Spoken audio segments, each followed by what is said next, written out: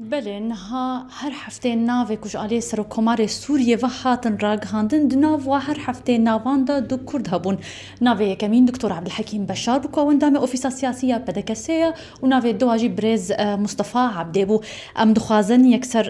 دکتور عبدالحکیم بشار بخوره بخن مهوان و داره دکتور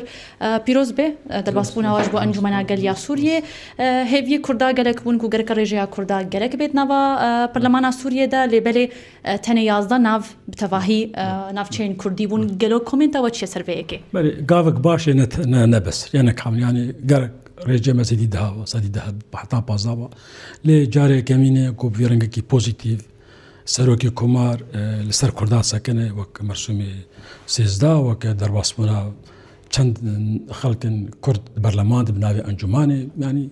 تشتكي بوزيتيف دين بوزيتيف لأم أواب كن هدي يعني أم تشوفروش كده نكار ما في خوقشي نا جالس كنا روشا سوري آجو قلكي يشاي ونا بزجيكا كردي أم نكار نرو بس شو ساعات هذا جالس ناكم حوجة بروسيسكي أوايا يعني حوجة بروسيسكي بله في أواي هجمارا كسين كهاتي دست نشان كرنج عليه أنجمنا نجتماعي كردي و بونا چند ولو رجع و بو چند هندروي أنجمنا قال قالوا صباح نكاربن باندورا كي بكن جبو دوسيا كردي دنابا برلمان ده أنا جبومه از اندامي برلمان ما كواليسيون جواد كر أم يعني حاجين كرد ده برلمان أزي وكاري بكم مردر كفدانا كفن ظالم أمي كرد لفدو بجفن أمي حزب تيجبير بكن أم خبين نري كرده أم سوي أساسي كار بكن دوی پروسیس کی درج ام دنیا نشورو کدی اب مثلا برلمان سیمه نباتن جوین کی بکنو هارن یا ام دیتنا کی بکنو هرنا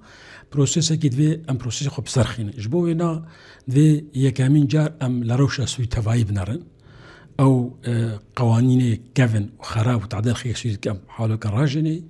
هناك جي قارتين جردين هناك جي قوانين نهتين بين دانين جدمنا واتشي خراب الاسترانسير السوجي هي مثلا بيجم قونا تشلونها اخوان المسلمين اخوان المسلمين توان دارتك وعدامك مالواد بي نافويت شي مساله حزام العربش او شي قانونك امل سر يعني قوانين خراب يجو رجيم اسد و بافو كر السرين سوريا قشي تفاي وسر كرداب تايبت امي مناقشه بحالك وجار سربك يعني تشي سركه برنامجتا قالويتش بينها تبحث قالك قانون وبريارا كركود حق كردادا النباش بون زرار وزيان ونباشي كرن يعني ونيت شبكن قالوا برنامج واي سركن ها شبه يا كمين جوات جي روجا دشامية يا كمين يعني بيشي يعني جوات بيشي يعني تشكيله بروتوكول تناسك از ديس بيجم امي خورتي كلها بدو جفن امي بفدور بروسيس دينن يعني نازب تاني بشغلهم تفهموا جروب شغله جروب كي نونري كردا وقال خلكين سوري ده برلمان دوستي معنا ناس بدها كان ياكو دوسيا مبارجي يعني تكليه بكن قام بهفدور تشتي سويش جار سربك ونافات شي كرد شي جار سربك يعني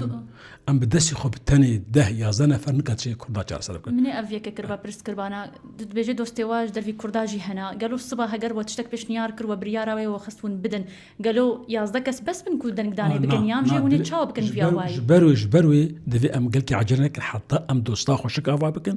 ام ناس بكن تشي بروجا ام سطاولي دينن فرصه بكايناوي بر يعني حتى كم نجي أصلي ناب أسبي جينا يكي يدوا سياس بروسس كي كردي سرطاولي دين وت فرص نجاح جرتنا دفي از آمدابونا نجاحي بكم دو أس السرطاولي دين. سباش بوتا دكتور عبدالحكيم بشار كو أو نابخوا